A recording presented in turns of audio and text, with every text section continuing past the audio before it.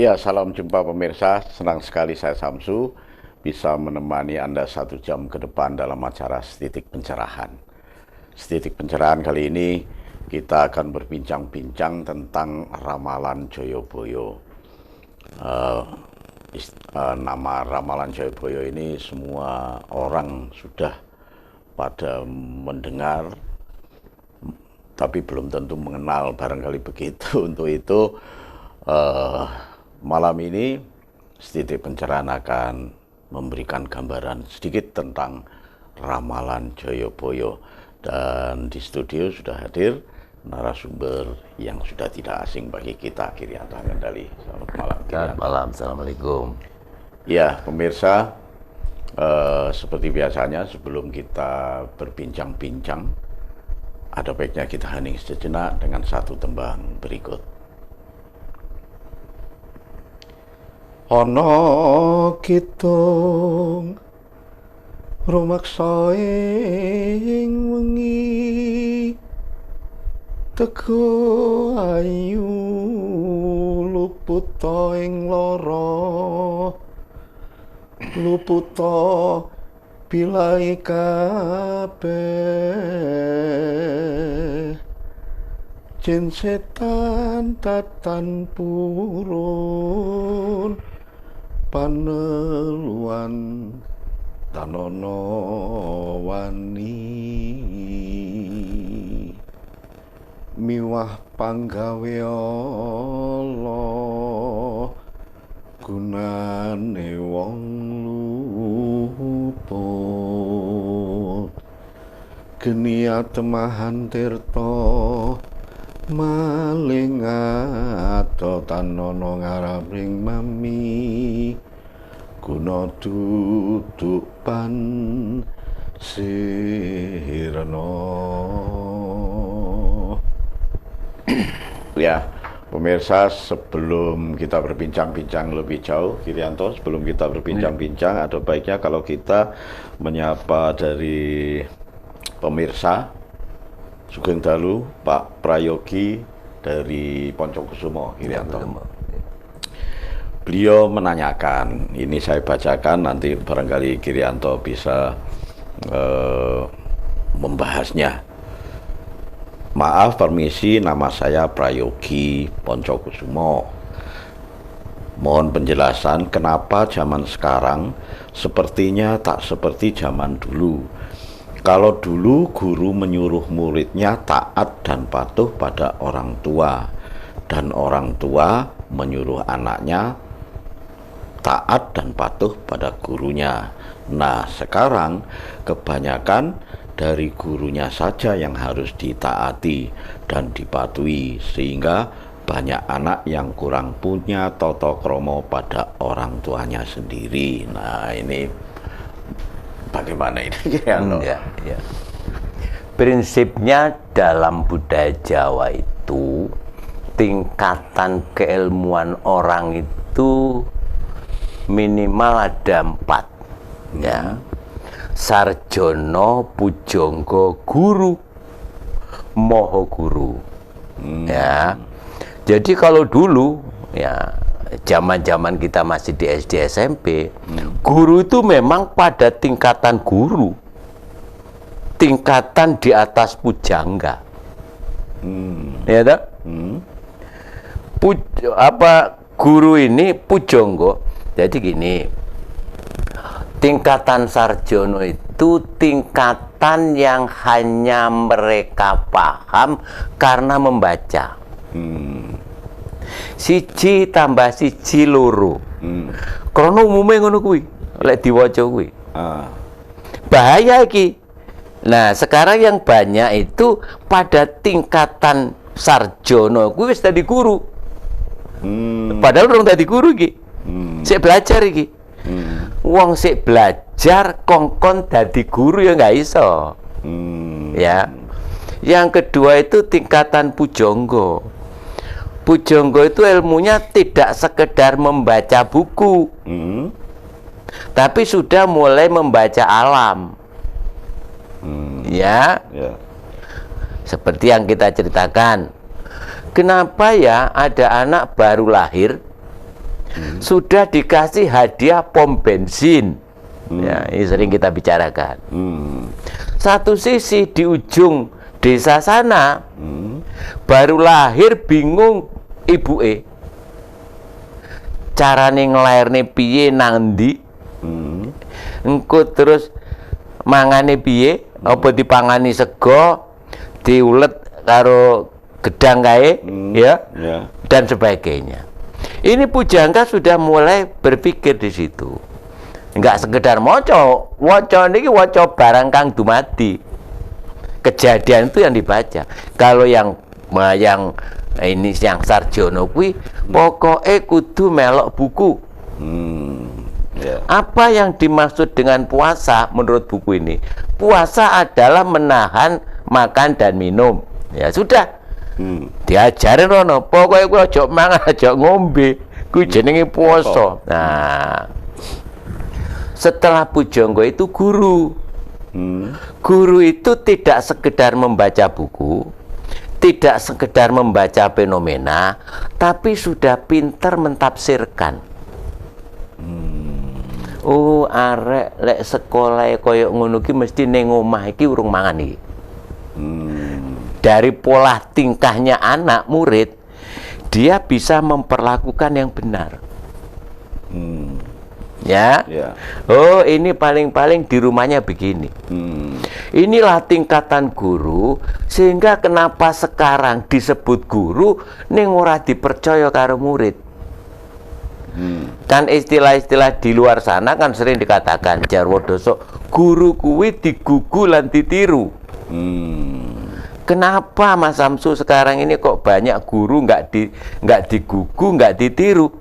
Sebab jenenge guru derajate urung guru, derajate isih ana ing sarjana.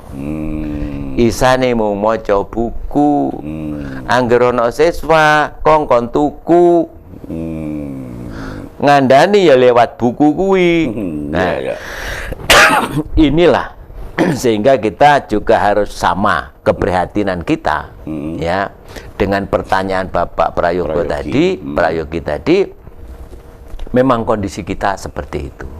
Sehingga sekarang guru-guru, tidak hanya guru, dosen dan sebagainya, itu yang dikejar-kejar nggak tulisan. Untuk apa? Untuk biar mendapatkan tambahan honor. Sekarang ini lewat gurune kuwi nguber jenenge duit honor tambahan. Kira-kira muridnya diurusi apa ora? Ora diurusi. Kayak buku. Ya tak? Ya. Iki diwaca ya, seemben nganu ketemu karo aku. Loh. Seemben lali kayak bukune. Lali kayak nggak sempat dibahas. Seperti itu sebenarnya kekurangan kita hari ini berkaitan dengan kenapa guru ora iso digugu, ora iso ditiru. Sebab yang dhisik ya ini sama dengan kita. Kita dulu kalau guru kita di SD dulu ya datang itu kan rasanya seneng. Ya, seneng. Kenapa? Karena guru yang datangin orang yang mengerti tentang saya. Ya. Kalau toh terus libur seneng, itu senengnya karena baru saja sekian hari menerima ilmu, ya, yang berat, ya, sehingga senengnya kita dulu libur prei dengan liburnya sekarang beda. Arah kalau libur mau kemana beda, ya. Jam kosong kita seneng. Kenapa? Karena secara tidak langsung ilmu yang diberikan oleh guru kita awake dhewe iso ngasuh. Sehingga kalau nggak munggah kuwi ketok gitu. Nilainya lah. Nah, saya nggak tahu sekarang di rapot itu apakah masih ada merah hijau begitu ya. Ya. Dulu kan berlomba-lomba jangan sampai merah. Maka banyak macam-macam yang perlu untuk diperhatikan, khususnya untuk guru tadi itu, untuk pengajar. Untuk pengajar sekarang ini kan banyak oh ini guru SD, maka apabila kepengen begini maka harus kuliah lagi. Mau coba buku naik, ya.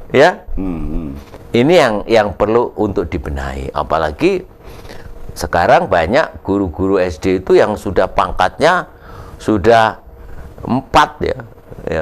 Ada 4A, 4B, luar biasa. Kenapa? Karena yang dikejar bagaimana cara untuk mendapatkan pangkat tadi.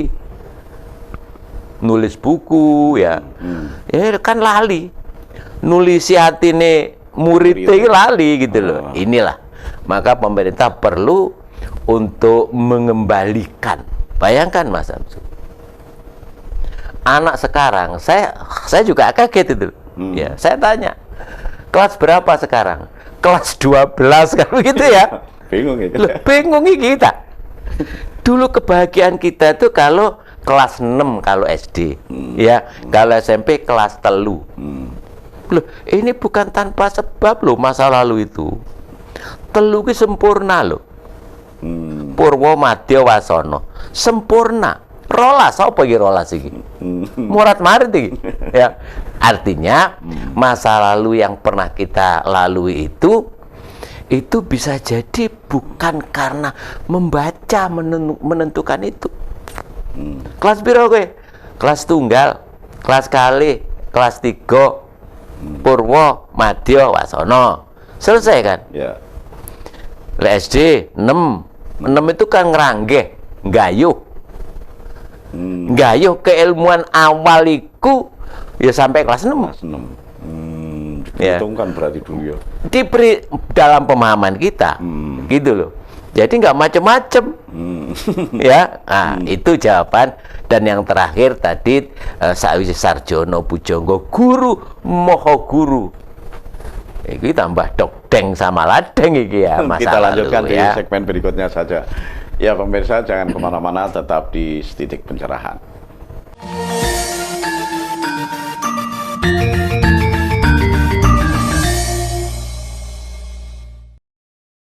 Iya, terima kasih pemirsa, Anda masih tetap di Setitik Pencerahan. Kita lanjutkan bincang-bincang kita yang tema pada malam ini adalah Ramalan Jayabaya, tetapi di segmen tadi masih menjawab pertanyaan dari Pak Yogi Poncokusumo, dan sekarang kita lanjutkan pembahasannya Kirianto. Mahaguru tadi, dari guru ke Mahaguru. Ya. Poncokusumo ya. Poncokusumo. Kita punya saudara ya, pepunden istilahnya di sana ya. Jadi Ki Suryo Dalang ya. Suryo Dalang Poncokusumo kalau nggak salah ya. Poncokusumo mana ya, daerah sana ya. Nanti Pak Yogi bisa salam buat beliaunya. Kadang-kadang komunikasi dengan kita juga. Tumpang biasanya. Tumpang ya. Ya, Dalang itu ya. Ya. Oh, bukan Ki Surya itu. Oh, bukan Ki Surya Candi Jago. Bukan. Nah, itu juga sahabat kita ya. Ki Surya Candi Jago. Ya, Ki Surya yang lebih atas lagi. Jadi kalau kita melihat yang terakhir tadi, Moho Guru ya. Moho Guru itu ngerti sadurunge winara. Oh, muridku iki besok bakal dadi kae. Sehingga cara mengarahkan lebih terarah. Arek iki besok pungkasane gedene bakal dadi tentara mamane ya. Ya sudah dibimbing. Dibimbing sifat-sifat itu dimunculkan. Iki besok dadi wali kota. Ya sudah dibimbing. Bagaimana mereka itu bisa memiliki sifat kepemimpinan. Ya. Nah, itulah yang banyak dimiliki oleh para Brahmono ya, Brahmono Bante kalau di sini ya, itu sudah pada tingkatan-tingkatan sejenis itu. Ngerti saduri winara, nguasi samu barang itu dasarnya keadilan Tuhan. Najan koyo ngene iki Gusti adil iki. Ya. Jadi selalu dia tahu jalan-jalan hidupnya orang. Makanya Mas Samsu dulu ya, mestinya sekarang juga, kalau ada anak perempuan gitu ya. Oh ternyata yang datang laki-lakinya 3 ya. Ya. Orang tuanya kadang-kadang kan tanya pada moho guru, niki anak kula niki si Ani niki, pamane namanya Ani ya. Niki kok enten 3 niki gitu. Sing napa sing sajake anu sajakipun raket niki. Kinten sinten niki judune ngene. Oh si A, si B, si C, pilih salah siji. Ikut tingkatan moho guru. Karena sudah tahu tulisan di alam ini bahwa ini, meskipun nanti di tengah jalan akan terhenti ya tulisan itu ya, tapi kan dia bisa mengarahkan. Ini loh ya, iki juduni gini kok teko tengah dalan gini, kira-kira begitu ya. Sehingga terus ini bisa mengarahkan. Ini tingkatan moho guru. Jadi moho guru itu tingkatannya sekaligus memang sudah mampu untuk mengarahkan kemana anak ini, sesuai dengan tulisan yang Widi tadi. Sampai begitu ya. Sampai di situ. Nah kalau ini biar tuntas pertanyaannya Pak Yogi, ngapunten. Mungkin pemirsa untuk yang lain juga bisa mengusulkan sebuah tema dalam perbincangan di setiap pencerahan atau pertanyaan seperti Pak Yogi ini. Ini yang belum tuntas begini pertanyaan Pak Yogi Kriyanto. Kalau begitu apakah ketika kondisi sekarang seperti itu orang tua lebih mengarahkan umumnya mengarahkan ke hormat ke guru, bagaimana mengembalikan lagi hormat pada orang tua? Ya, ini lagi orang tua itu kan sebenarnya senternya guru, ya, karena orang itu dilahirkan itu kan ada nasabnya, istilahnya ya, ono terakhir. Yang jadi pertanyaan kita, wong tua ini apik apa elek? Olo becik bener luput bejo cilaka kuwi ana lho sambungane karo anakmu. Ya. Sehingga dalam konteks biasanya ya. Sehingga jangan berharap anakmu menjadi baik. Apabila kowe kaya ngono kuwi lho. Saora-orane ana ilo-ilo kacang ora ninggal lanjaran. Bagaimana mengembalikannya? Ya kita sebagai orang tua ini yang harus mendidik diri kita dulu, ya, sehingga nanti pada waktu kita punya anak kita secara otomatis dididik oleh diri kita yang sudah terdidik. Ya.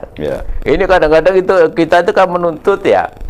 Jadi itu anaknya orang-orang yang kaya-kaya itu ya. Oh disekolahkan ini, sekolah ini. Dia berharap bahwa anaknya nanti itu kalau sudah bisa begini-begini dengan sekolah apa PAUD saja bisa jutaan ya. Nanti bisa begini. Loh tunggu dulu. Iki terahmu lho iki. Ya. Terahmu resi ono awakmu, resi ono keluargamu. Jadi intinya yang awak lah ya. Bisa ngersi keluarga. Ojo diserani wong. Ya. Sekarang kan tidak. Nah, ini yang perlu untuk diperhatikan, bahwa bagaimana cara untuk kita mengembalikan, ya kita mulat sari rohang rosowani, berani untuk melihat diri kita. Saura-ora mesem lah lek rohan nakal ngono kae. Iya ya, aku anjine koyo ngono kae dhisik gitu ya. Ya. Dengan begitu terus kita meskipun terlambat kita bertobat. Memperbaiki diri ya, sehingga anak kita meskipun terlambat juga ya bisa melihat bahwa bapaknya ibunya sudah berubah. Logikanya begitu. Makanya kalau Mas Samsu, kalau di luar negeri ya, di luar negeri itu ini bagus sebenarnya.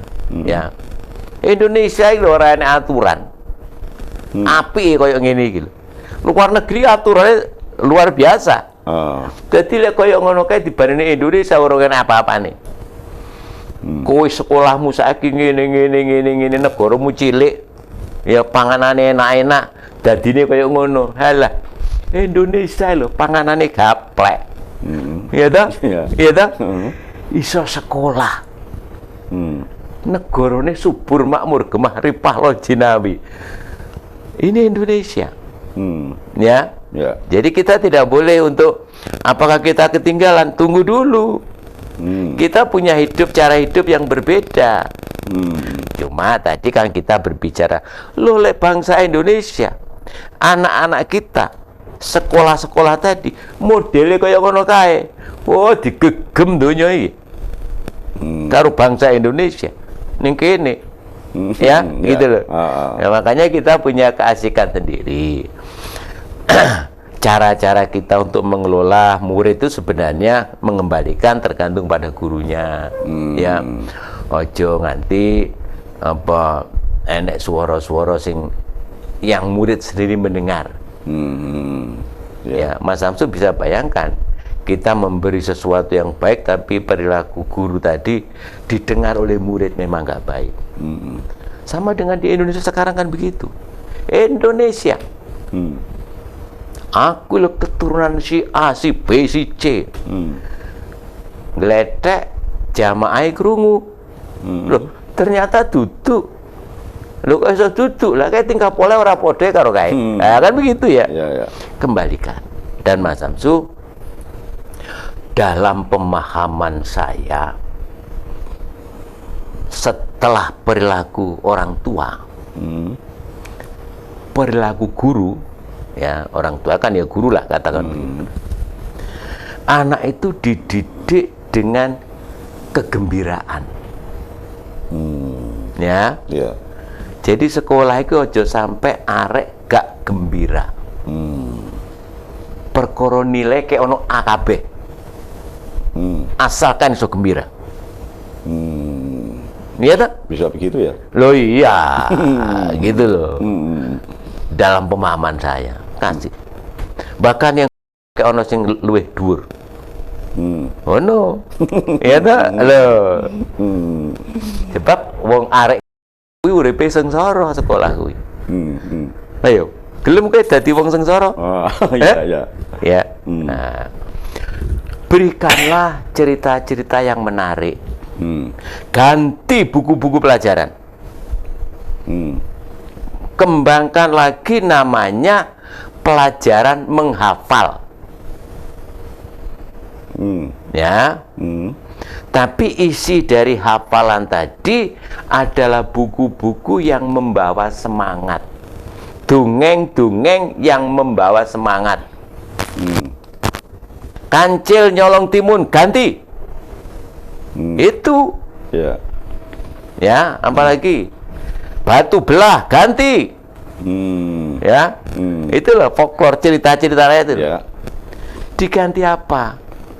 Jangan diberikan dongeng-dongeng yang hebat kancil karena suka mencuri. Kenapa? Anakmu kedepannya akan seperti kancil. Kenapa? Karena bangga dengan kancil yang ngapusi petani. Ya. Kita berhenti sejenak, kita lanjutkan bincang-bincang ini di segmen berikutnya. Pemirsa jangan kemana-mana, tetap di Titik Pencerahan.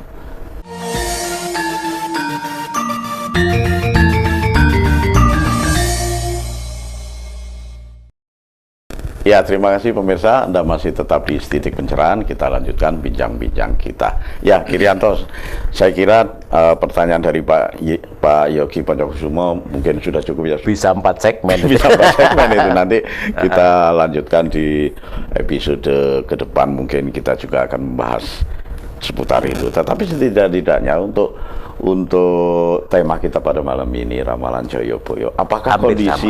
Ini juga merupakan satu ramalan Jayabaya? Iya, benar. Ya, makanya ini antara kita satulah dengan Pak Prayogi tadi ya. Kita mau buka tentang ramalan Jayabaya atau Jonggo Jayabaya. Pak Prayogi membuka dengan pertanyaan tentang guru lan murid. Ya, ini sama.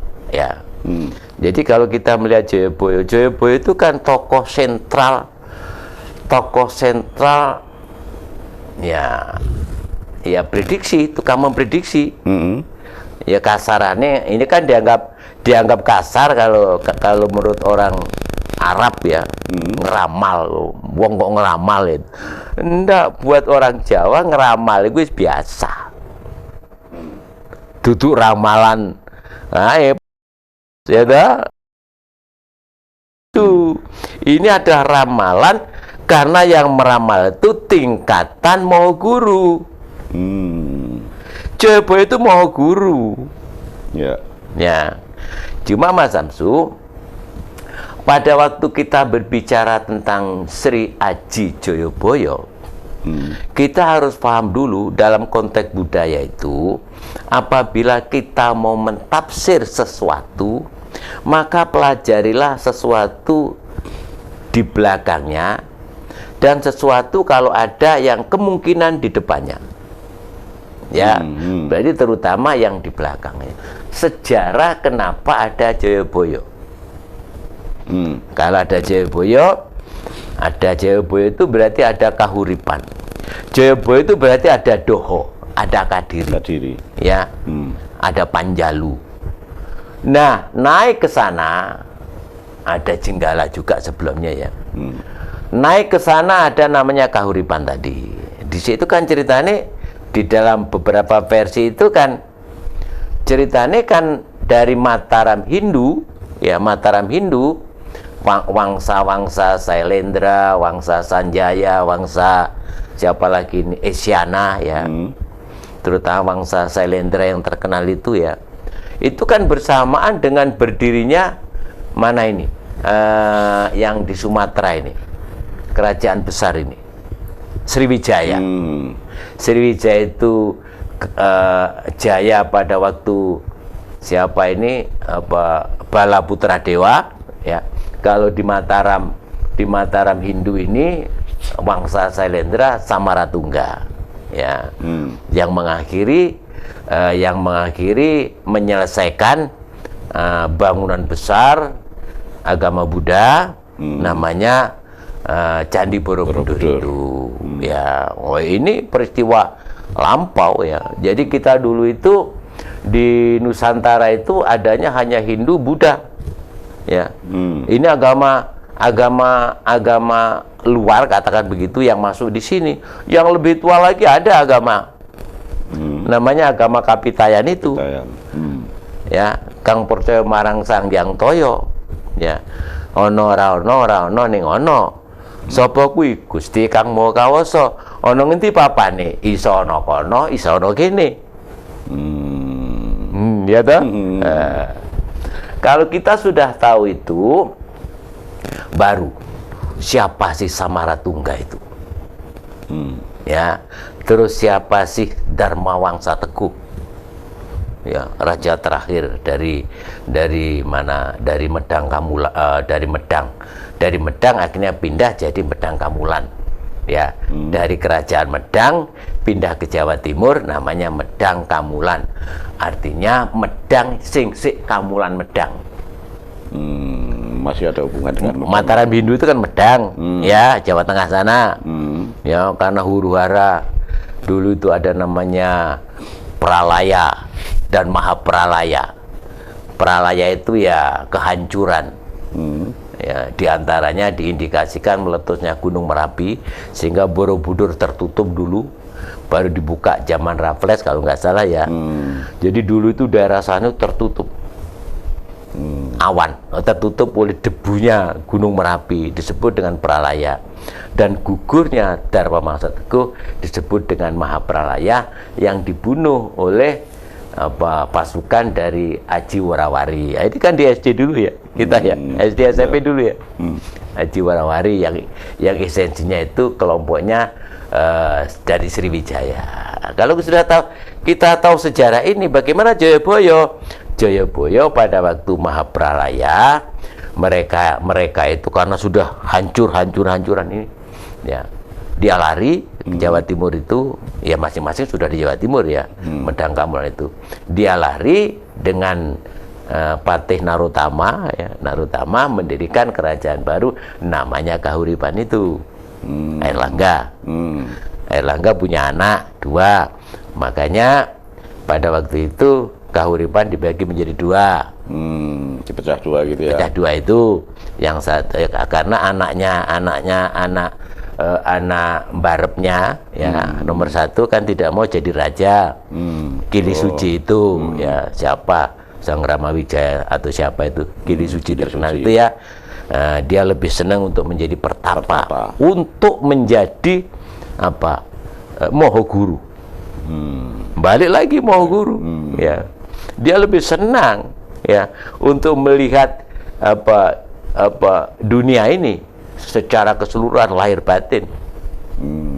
Maka dibagi menjadi 2 oleh seorang empu, namanya Empu siapa itu, yang bagi itu Empu Barada. Ya, Empu Barada. Empu konon ya, Empu Barada itu nggawa kendi begitu ya, ngayang melayang ya, dikucurkan begini, jadi apa itu, banyune sing dikucurne kali berantas sih ya dia. Nanti kali berantas dulu itu ya akibat dari banyu kendi itu yang dikucurkan ya. Mitosnya begitu ya. Yang di sana anaknya, yang satu yang di sini siapa ini, Mapanji Garayaksan ya, Mapanji itu ya. Itu akhirnya perang. Nah, pada waktu menjadi 2 ini ya, ini Wikramawardhana atau siapa itu, Wikrama Sangra. Nah, siapa yang pertama ini, yang kedua Mapanji Garasakan ini saudara kan, perang kan. Kan ada perang antara Jenggolo Kediri itu ya. Nah, Jenggolo Kediri. Nah, itulah saat-saat yang bisa menyatukan, namanya Jayabaya. Era Jayabaya itu. Dan ingat Mas Samsu, ini bisa kita masukkan di dunia kekinian ini, Jayabaya ini. Ya, ini loh, yang sekarang Indonesia itu kan geger gelar nasab. Nasab Nabi Muhammad Shallallahu Alaihi Wasallam. Ya, ada itu marga apa nasab apa gitu ya, yang dia merasakan dirinya itu masih keturunan wong agung, namanya Kanjeng Nabi. Loh, Jayabaya punya sendiri sejarahnya ya.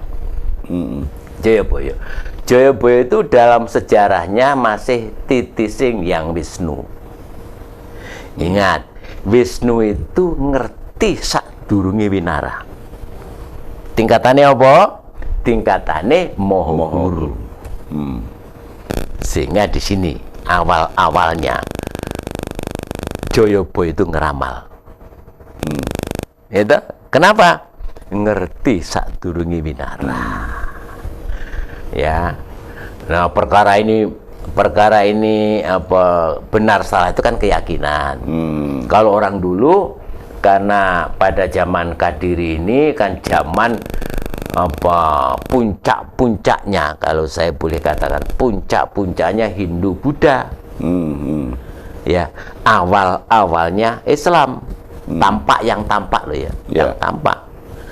Sehingga betul-betul Sri Aji Jayabaya itu satu tokoh. Kalau kita bicara apa Wisnu itu kan berbicara Hindu. Ya. Nah, era-era itu ya. Sehingga tidak banyak orang yang paham kenapa Jayabaya itu pandai meramal. Jongko Jayabaya itu. Kalau paham bahwa Jayabaya itu pada puncak-puncak kejayaan Hindu, Buddha, 2 agama itu, maka kita menjadi paham kalau percaya ya. Jayabaya sendiri itu kan kalau dalam buku Babatara Jawi itu ya, itu kan masih keturunan wong agung sing luar biasa. Jadi inilah nasab Jawa karo nasab Arab. Beda. Ya.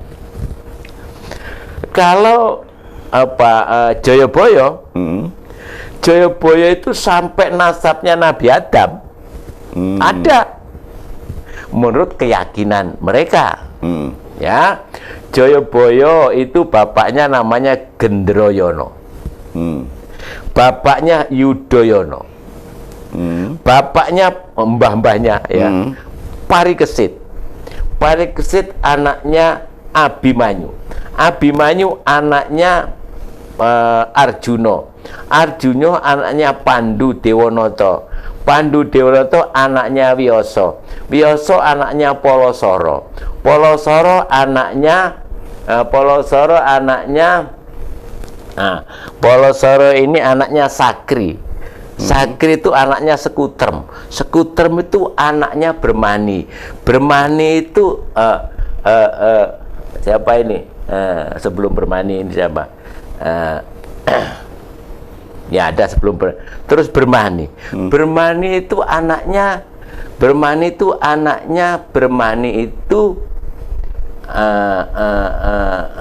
anaknya Brahma. Brahma itu anaknya Tunggal. Yang tunggal itu anaknya yang menang. Yang menang itu anaknya yang guru. Yang guru itu anaknya yang Nur Cahyo. Yang Nur Cahyo anak yang Nur Roso. Nur Roso anaknya yang Sis anaknya Nabi Adam. Loh. Iya. Sampai apa gitu. Ini orang Jawa. Kalau mengikuti versinya Joyoboyo. Ya. Ini ya kalau sekarang kan Samsu bin. Nah, ini ada. Ya, kita lanjutkan di segmen berikutnya pemirsa. Jangan kemana-mana, tetap di Titik Pencerahan.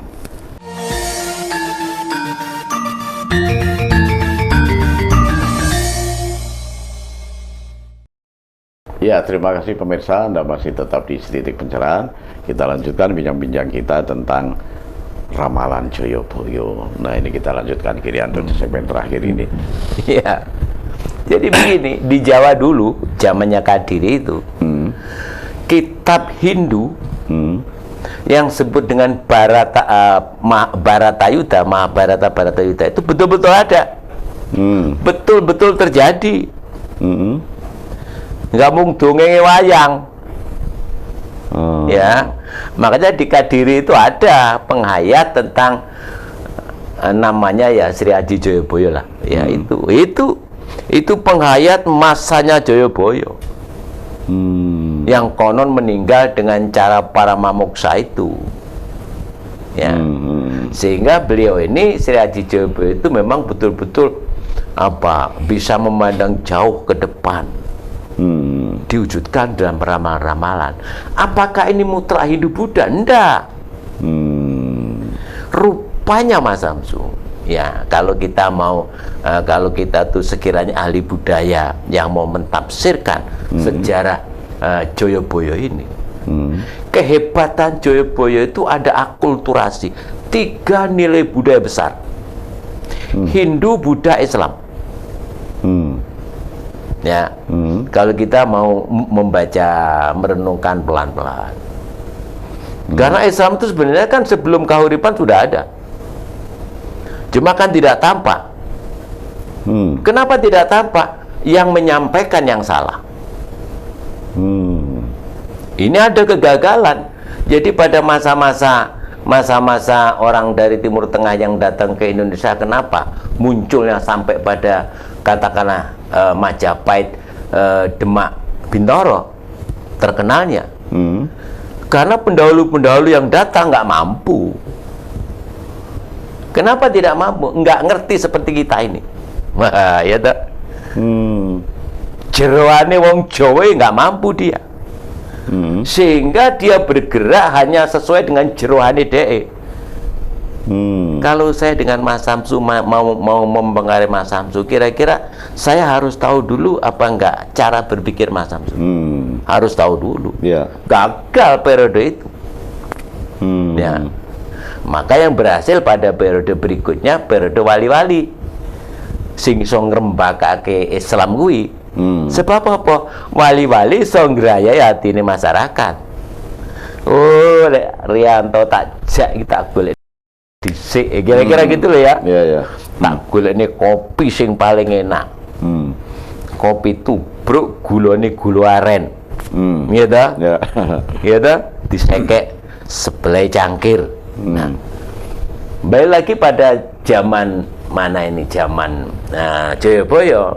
Konon Jayabaya ini di belakangnya banyak para Brahmana ya, dari Hindu, dari Buddha, dan Brahmana dari Jawa yang diantara mereka itu Islam. Ya, meskipun ini tidak begitu jelas ya, tapi yang jelas ada kata-kata Kiai Maulana Samsuddin.